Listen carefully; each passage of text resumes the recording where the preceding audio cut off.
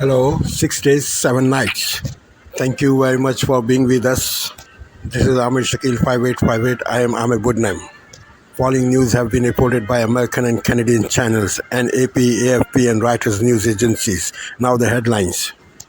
October 7 attack on Israel was commemorated all over the world. Rallies and protests. Russian invasion on Ukraine, a continuous saga.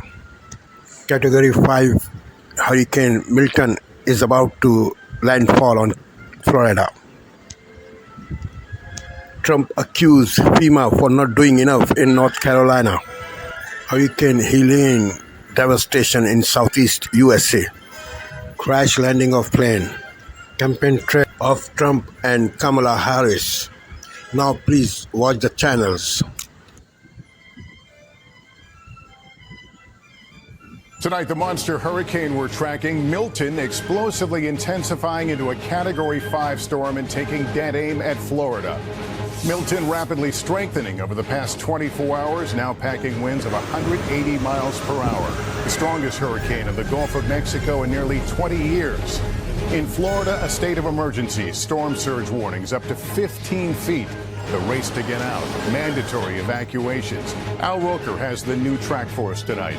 It comes as Florida and the Southeast are still reeling from Hurricane Helene's blast just 11 days ago. Thousands still without water. We're with the National Guard on an urgent mission to deliver relief. And in Tennessee, growing questions at a plastic factory where nearly a dozen workers were swept away. Also tonight, the solemn ceremonies as Israel marks a year since the deadly Hamas terror attack. Here in the U.S., the memorials for the victims and the hostages, and protests returning to campus as the deadly war expands to new fronts. The race for the White House with just 29 days to go, Kamala Harris launching a media blitz, and Donald Trump under scrutiny after suggesting bad genes are to blame for migrants who commit murder. And like father, like son, LeBron and Bronny James taking the court together and making NBA history. This is NBC Nightly News with Lester Holt. Tonight, breaking news as we come on the air. Hurricane Milton has now exploded into a Category 5 hurricane, now set to slam into Florida. The state of emergency at this hour in just 10 hours' time from 2 a.m. to noon today. Hurricane Milton growing from a Category 1 hurricane to a Category 5. The strongest hurricane in the Gulf in nearly 2 decades now. Authorities expecting major damage in Florida. Mass evacuations now underway along the Florida coast. Tampa Bay among the areas bracing for a severe impact.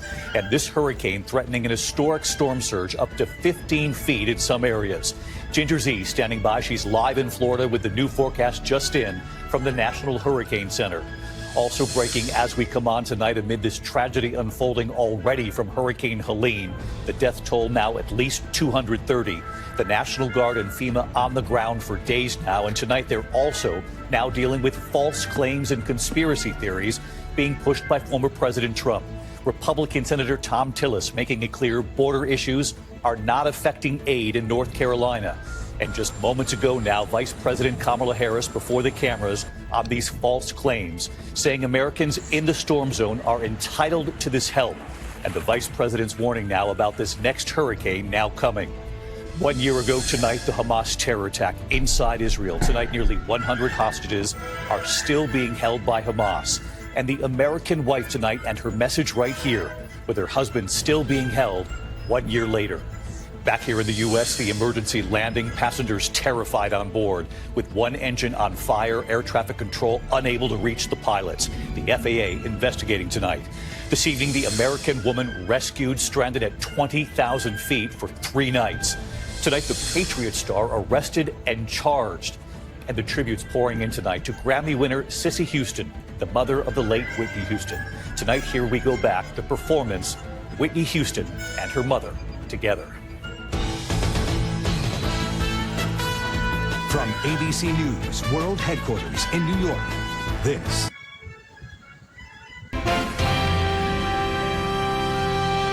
Good evening. I'm Jeff Bennett. Amna Nawaz is away. On the NewsHour tonight, Israel marks 1 year since Hamas's deadly attack as war rages on multiple fronts. Still I'm here, so they will have to understand this. Nobody is going because they kill us. Nobody is going. The recovery from Hurricane Helene is complicated by lies, hoaxes, and conspiracy theories spread by former President Donald Trump and others. And residents of a Ukrainian town face an agonizing choice as Russian forces advance within a mile of their homes.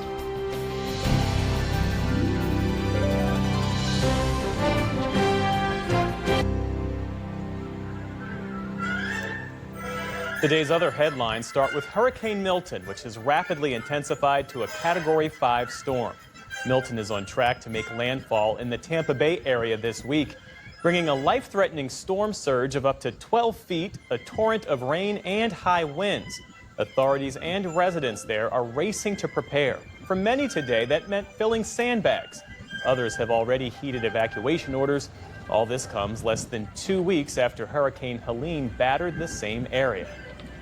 We had a lot of debris left from Hurricane Helene on Florida's Gulf Coast. That creates a huge hazard if you have a major hurricane hit in that area this week. Helene caused at least 230 deaths. About half of those fatalities were in North Carolina, where apocalyptic scenes still cover the western part of the state. Today, the FEMA administrator once again responded to unsubstantiated claims that her agency isn't doing enough to help the storm's victims. Absolutely false.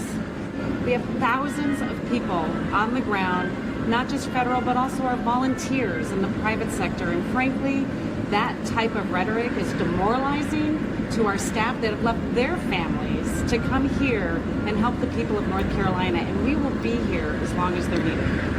Shortly after that press conference, Criswell traveled to Florida, where she met with state and local officials ahead of Hurricane Milton. The U.S. Supreme Court kicked off its new term today. In the months ahead, the justices will hear cases about ghost guns and transgender rights, among others. Today, the court declined to hear a Biden administration appeal over emergency abortions in Texas. In doing so, the justices left in place a lower court ruling saying hospitals can't be required to perform abortions that go against Texas law. The court also turned away an Alabama fertility clinic's bid to avoid a wrongful death claim over the destruction of a couple's frozen embryo. The case raised broader concerns about legal protections for in vitro fertilization nationwide. The justices also declined to hear appeals by singer R. Kelly on his child's sex crime conviction and the social media platform X over a search warrant in an election interference case. A Russian court sentenced a 72-year-old American man today to nearly 7 years in prison on charges of fighting for the Ukrainian military. Prosecutors say Stephen Hubbard signed a contract as a mercenary and fought for 2 months back in 2022 before being captured. He's the first American to be convicted on such charges. Hubbard is originally from Michigan, but had reportedly been living in Ukraine since 2014. Russian arrests of Americans have become increasingly common amid concerns that authorities are targeting U.S. citizens for future prisoner swaps. Georgia's Supreme Court has temporarily put back in place a ban on nearly all abortions after about 6 weeks of pregnancy. The order is meant to give the justices time to consider an appeal of last week's ruling by a lower court judge that found the ban violates the state's constitution. Georgia law was passed in 2019 but didn't take effect until the fall of Roe v. Wade in 2022. It prohibits most abortions once a detectable human heartbeat is present, usually around 6 weeks, which is before many women know they are pregnant. And 2023 was the driest year for the world's rivers in more than 3 decades. That's according to a new report by the UN's weather agency. Prolonged droughts have drained water levels in some areas to all-time lows, like here in the Amazon. The report also noted that glaciers, which feed many of the world's rivers, suffered the largest loss of mass in half a century last year. The agency's director said that rising global temperatures are partly to blame and called the state of water, quote, the canary in the coal mine of climate change. And a pair of Americans have won the Nobel Prize for Medicine. The Massachusetts-based duo of Victor Ambrose and Gary Ruvkin were recognized for the discovery of tiny bits of genetic material known as microRNA. A panel in Stockholm said their findings, initially studied in worms, are fundamentally important for how organisms develop and function, including humans.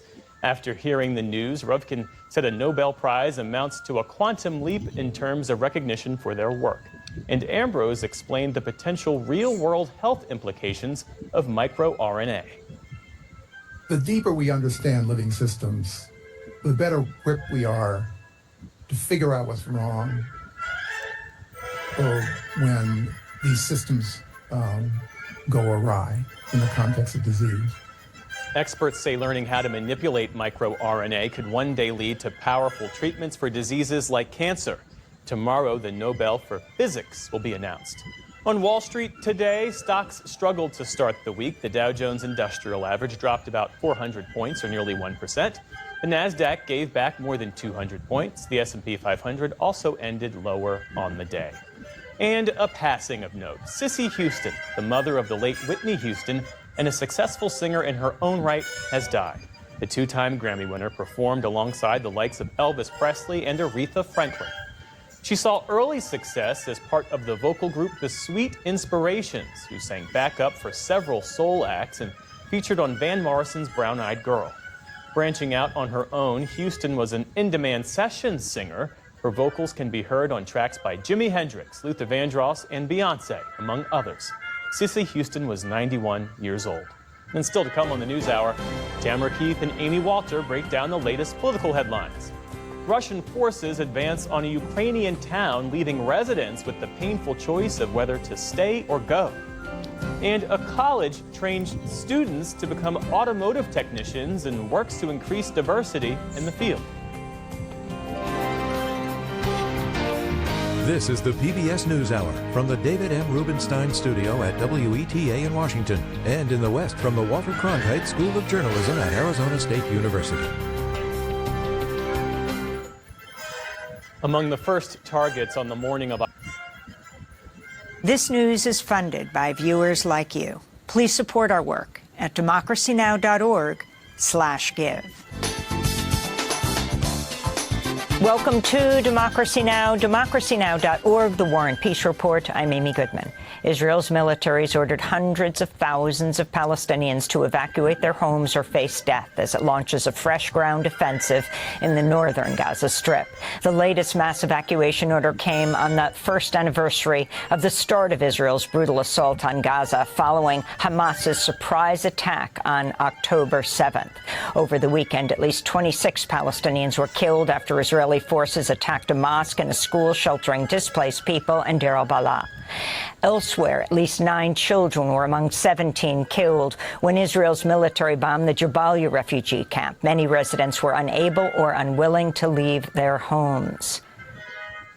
I am staying here. Where else would I go?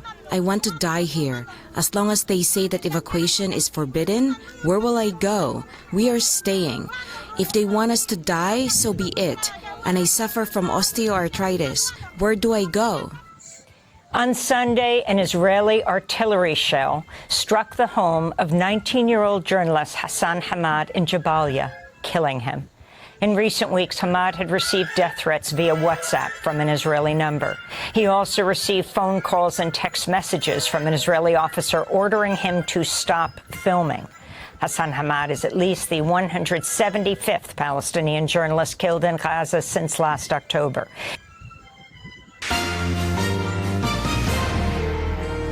On this Monday night, 1 year since Israel and Gaza changed forever. How Israelis mark the October 7th massacre and Palestinians try to survive as Gaza is bombed to rubble. And the war threatens to engulf the region. The trauma, the loss, and the Palestinians escaping to Canada. All those family members who we lost last October. Plus, what life is like in about us, but you can't feel what we are suffering from. First it was Eileen, now it's Milton. Time is going to start running out very, very soon. The next explosive hurricane barreling to Florida and what's amplifying the danger.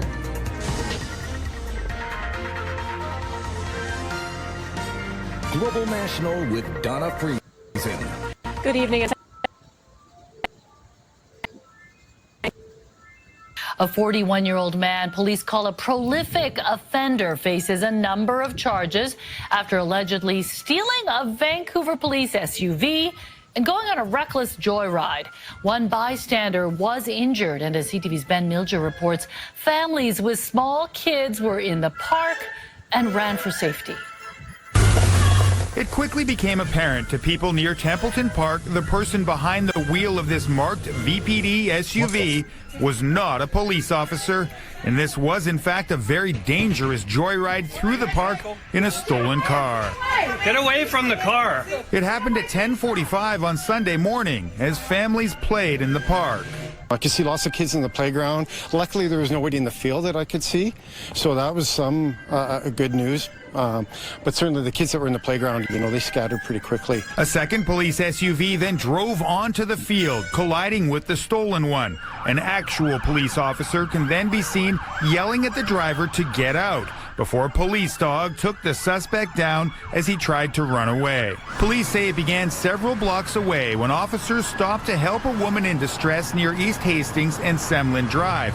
As they got out of the SUV, a man unrelated to the situation jumped in and drove off. VPD would not say if officers followed procedures for securing the vehicle. Our expectation is that when our officers stop their vehicles and get out of their cars to help somebody, that somebody's not going to get in the car and steal it. They momentarily turned their attention towards the person they were trying to help. Then the thief got behind the wheel and stole their car. Police say a bystander needed medical attention, but don't know if he was hit or injured while jumping out of the way. We'll be working to follow up with that person to better understand what happened. 41-year-old Dustin Talio faces numerous charges. Well, it is election night in America, and it will be election night in America every night for the next 29 days until November 5th, the final election night of the season. Voting is already underway at early voting locations and with mail-in ballots in this country. Over 2 million votes have already been cast. 53% of those votes are from registered Democrats. 31% are from registered Republicans. As usual, Donald Trump stupidly discourages early voting while Democrats encourage early voting. Vice President Harris had no campaign events today, but at the vice president's residence in Washington, D.C., she invoked the Israeli tradition of planting a tree to honor the memories of the victims of the October 7th attack in Israel exactly 1 year ago today. The Jewish philosopher Rabbi Abraham Joshua Heschel wrote, and I quote, "Religion begins with a consciousness that something is asked of us." So in this moment, on the 1-year commemoration of October 7, what is asked of us? What is asked of us? First and foremost, I believe that we must never forget. I will never forget October 7, and the world must never forget. What is asked of us? We must work to ensure nothing like the horrors of October 7 can ever happen again.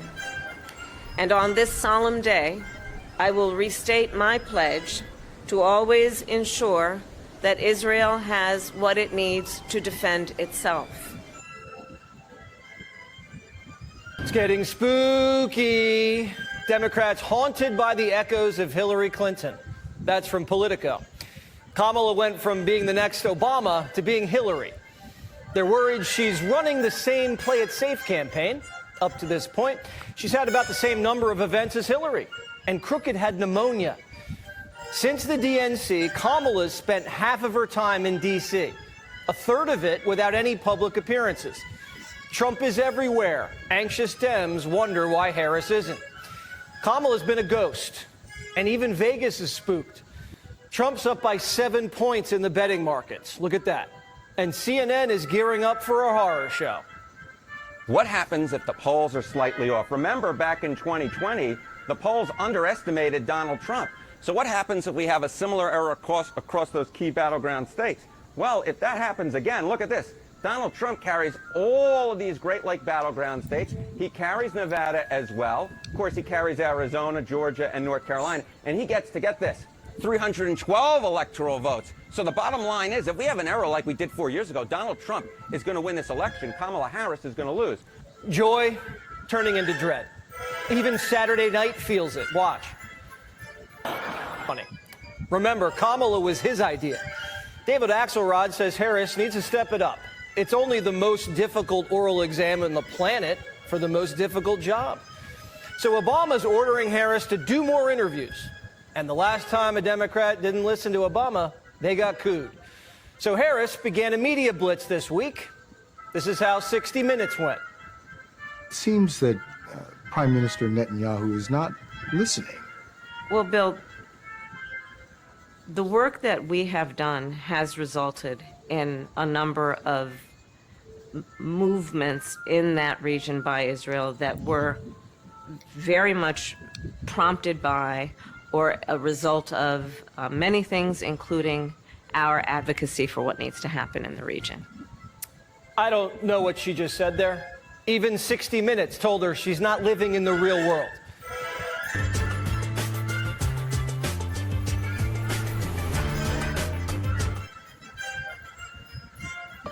Tonight, marking 1 year after Hamas's murderous attacks on Israel, 1 year that's changed the world. In Israel, returning to the scene of a massacre to remember the victims and the horror. This nightmare wasn't supposed to happen. Plus, a survivor story still raw tonight. Are you sometimes still afraid? For sure. From Gaza, intense misery trapped in the ruins. All under the shadow of an expanding war that's being felt here in Canada, too. Some people feel the need to hide their Star of David here in Toronto. Where is this going next? Also tonight, the urgent warnings and evacuations in Florida as the monster Hurricane Milton explodes in strength and churns closer. Not only is it a hurricane, it's already a major hurricane.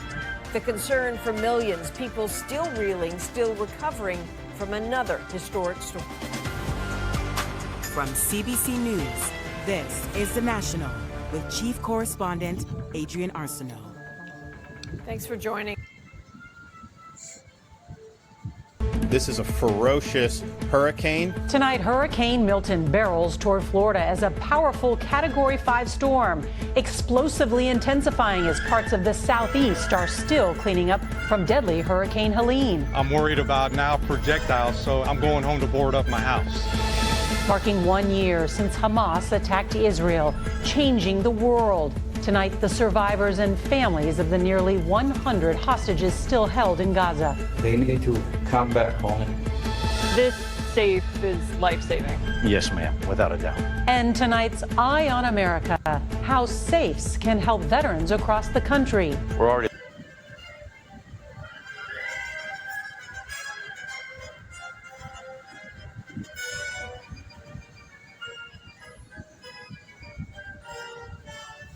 Thank you for sparing your precious time.